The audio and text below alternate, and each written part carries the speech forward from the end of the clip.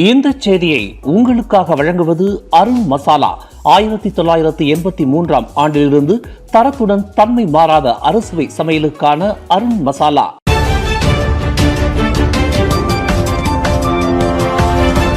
வணக்கம். திசைகளின் ஒரு மணி செய்திகள். கம்போங் ஜலான் பாப்பானில் இன்று காலியாக உள்ள வீடுகள் மட்டுமே அகற்றப்படும். சட்டமன்ற உறுப்பினர் லியோங் தாக்சி உறுதி.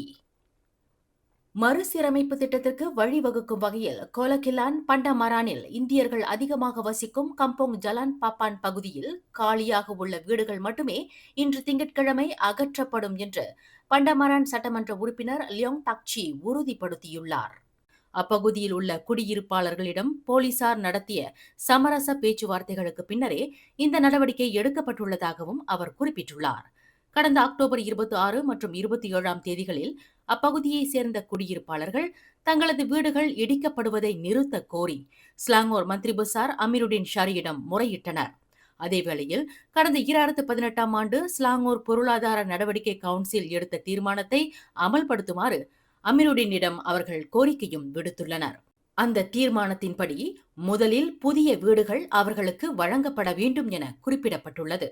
கடந்த 2021 ஆண்டு தற்காலிக தடை உத்தரவை பெற்ற போதிலும் கடந்த அக்டோபர் 21 தேதி தங்களுக்கு வெளியேற்ற அறிவிப்புகள் வழங்கப்பட்டதாகவும் குடியிருப்பாளர்கள் குற்றம் சாட்டியுள்ளனர்.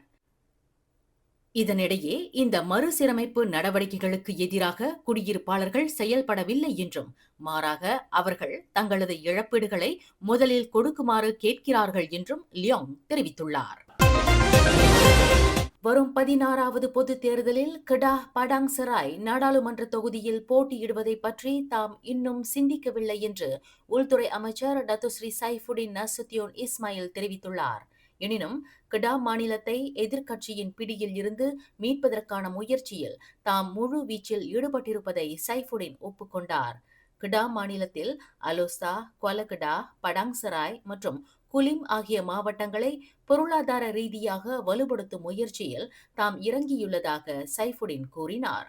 மக்களின் நலன், மாவட்டங்களில் மேம்பாடு ஆகியவற்றில் தாம் தீவிர கவனம் செலுத்தி வரும் அதே வேளையில் PKR கட்சியை கடா மாநிலத்தில் வலுப்படுத்தும் முயற்சியில் ஈடுபட்டு வருவதால் அடுத்த பொது தேர்தலில் தாம் போட்டியிடக்கூடிய தொகுதி குறித்து அதிகமாக சிந்திக்கவில்லை என்று சைஃபுடின் குறிப்பிட்டார். நேற்று முன்தினம் படாங்சராய் தொகுதியில் PKR கட்சியின் தீபாவளி திறந்த இல்ல உபசரிப்பில் கலந்து கொண்டு பேசுகையில் சைஃபுடின் மேற்கண்டவாறு கூறினார். மலாய்க்காரர்கள், சீனர்கள், இந்தியர்கள் என ஒரு சேர ஒற்றுமையுடன் வாழ்ந்து வரும் இந்த நாட்டில் இத்தகைய ஒற்றுமையும் நல்லிணக்கமும் சகிப்புத்தன்மையும் நீடித்து நிலை பெற வேண்டும் என்று சைஃபுடின் தமது உரையில் வலியுறுத்தினார். பிரதமர் டத்துஸ்ரீ அன்வார் இப்ராஹிமிற்கு எதிராக தூரோன் அன்வார் என்ற பெயரில் எதிர்க்கட்சியினர் முன்னெடுக்கும் முயற்சி வெற்றி பெறப் போவதில்லை என்பதையும் சைஃபுடின் திட்டவட்டமாக தெரிவித்தார். பிரதமர் வாக்குறுதி அளித்ததைப் போல எண்ணெய் விலையை குறைத்து விட்டார். பூடி 95 திட்டத்தின் வாயிலாக பெட்ரோல் ரான் 95 விலையை லிட்டருக்கு 1 ரிங்கிட் 99 காசுக்கு கொண்டு வந்து விட்டார். அதனை எதிர்க்கட்சியினரால் சகித்துக் கொள்ள முடியவில்லை என்று கடா மாநில பக்காத்தான் ஹராப்பான் தலைவருமான சைஃபுடின் குறிப்பிட்டார். குடியுரிமை தொடர்பான பிரச்சனையால் விளையாட தடை விதிக்கப்பட்ட தேசிய கால்பந்து அணியை சேர்ந்த 7 கலப்பு பாரம்பரிய கால்பந்தாட்ட வீரர்களும் மலேசிய கால்பந்து சங்கமான FAM மீது வழக்கு தொடர்வது குறித்து ஆலோசித்து வருகின்றனர். அர்ஜென்டினா, ஸ்பெயின் போன்ற நாடுகளை பூர்வீகமாக கொண்ட அந்த 7 வீரர்களின் ஆவணங்களை சமர்ப்பிப்பதில் நிர்வாக தவறு ஏற்பட்டுள்ளதாக FAM ஒப்புக்கொண்டதை அடுத்து அவர்கள் இம்முடிவை எடுத்துள்ளனர். இதற்காக வெளிநாட்டு வழக்கறிஞர்களை நியமித்துள்ள அவர்கள் சட்ட நடவடிக்கைகளுக்கான முயற்சிகளில் ஈடுபட்டுள்ளனர். உலக கால்பந்தாட்ட சம்மேளனமான FIFA அவர்களுக்கு விதித்த 12 மாத தடை காரணமாக 7 பேரும் மிகவும் பாதிக்கப்பட்டுள்ளதாகவும் அதில் சிலர் வேலை இழந்துள்ளதாகவும் தகவல்கள் கூறுகின்றன. ஆசிய கோப்பை தகுதிச் சுற்று போட்டியில் அந்த 7 வீரர்களை களம் இறக்க FAM போலியான ஆவணங்களை சமர்ப்பித்தது உறுதியானதை அடுத்து FIFA அந்த 7 வீரர்களுக்கு 12 மாதங்கள் விளையாட தடை விதித்துள்ளது குறிப்பிடத்தக்கது. வெளிநாடுகளில் இணைய மோசடி குற்றங்களுக்காக மொத்தம் 837 மலேசியர்கள் கைது செய்யப்பட்டுள்ளதாக வெளியுறவு அமைச்சர் டத்துஸ்ரீ முகமது ஹசன் தெரிவித்துள்ளார். இந்த எண்ணிக்கை இணைய மோசடி குற்றங்களை மட்டுமே உள்ளடக்கியது என்றும் கிரிமினல் குற்றங்களை இது உள்ளடக்கவில்லை என்றும் நாடாளுமன்றத்தில் இன்று திங்கட்கிழமை தெரிவித்துள்ளார். வெளிநாடுகளில் மலேசியர்கள் இதுபோன்ற குற்றங்களுக்காக கைது செய்யப்படுவது மலேசியாவின் நற்பெயருக்கு களங்கத்தை ஏற்படுத்துவதாகவும் மொஹமட் அசான் குறிப்பிட்டுள்ளார். மலேசியாவின் நற்பெயரை பாதுகாக்கும் முயற்சிகளை நாம் மேற்கொள்ள வேண்டும் என்றும் அவர் வலியுறுத்தியுள்ளார். 75 கிலோ கெத்தமின் என்ற போதைப் பொருளுடன் தாய்லாந்து அதிகாரிகளால் கைது செய்யப்பட்டுள்ள மலேசியர் எல்லைப் பகுதியில் கடத்தல்காரர்களின் போக்குவரத்தாளராக செயல்பட்டுள்ளது தெரியவந்துள்ளது. கடந்த நவம்பர் 6ஆம் தேதி தாய்லாந்து போலீசாரால் அந்த 25 வயது நபர் கைது செய்யப்பட்டதாக புக்கிட் அமான் போதைப்பொருள் குற்ற புலனாய்வுத்துறை இயக்குநர் டாக்டர் உசின் ஒமார் கான் தெரிவித்துள்ளார். கைது செய்யப்பட்டவரின் பின்னணியை ஆராயும் போது அந்த ஆடவர் இதற்கு முன்பு 6 வழக்குகளில் தொடர்புடையவர் என்பதையும் ஒமார் கான் உறுதிப்படுத்தியுள்ளார்.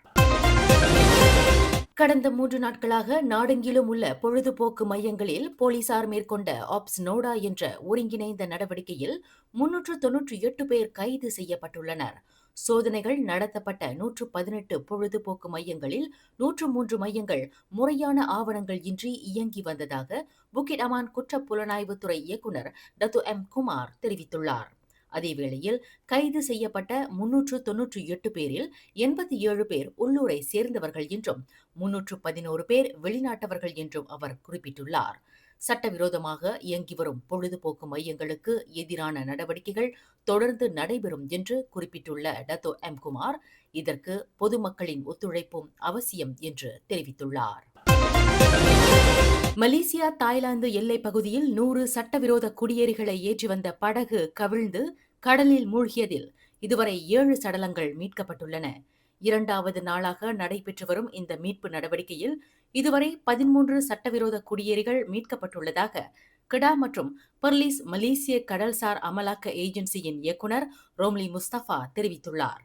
நேற்று சுமார் 300 சட்டவிரோத குடியேறிகளை ஏற்றி வந்த 3 படகுகளில் ஒன்று புலாவ் தரோத்தோ அருகில் கவிழ்ந்து விபத்துக்குள்ளானதில் அதில் பயணம் செய்த 100 பேர் கடலில் மூழ்கினர். இதனை அடுத்து அவர்களை மீட்கும் பணி நேற்று முதல் நடைபெற்று வருகின்றது. இந்த செய்தியை உங்களுக்காக வழங்கியது அருண் மசாலா.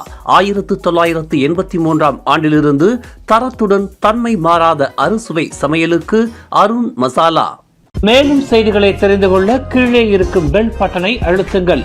உங்கள் மகிழ்ச்சியை வெளிப்படுத்த லைக் மற்றும் ஷேர் செய்யுங்கள். தொடர்ந்து திசைகளோடு இணைந்திருக்க சப்ஸ்கிரைப் செய்யுங்கள்.